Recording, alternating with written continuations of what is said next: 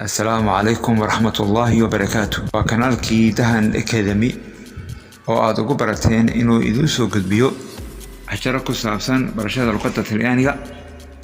Maanta waxaan idin soo jeedin doonaa casharo ku saabsan manhajka cusub ee wasaaradda waxbarashada ee fasalada Form 4 maadadan waa afka Soomaaliga.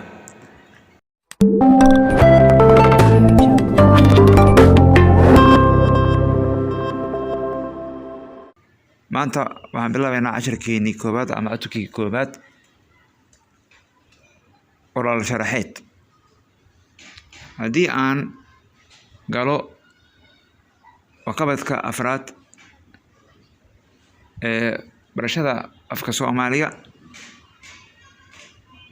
anigoo oo adeegsanaya waayo aragnimada iyo aqoonta aan u leeyahay ereyada afka Soomaaliga waxa aan isku aadinaya sharaxaadda iyo ereyga isla. ereyga koobaad ama kaag, ashqaraar ama cajiib waxaa la micno ah yaab. ereyga labaad dhagac, cagaa waxaa ka day carar farxasho. ereyga la micno ah waa yaac. ereyga saddexaad yaadado, kashiido, dhiddo. ereyga la macno ah waa caana qub. ereyga afraad tukulish waxaa la micno ah dabagaale.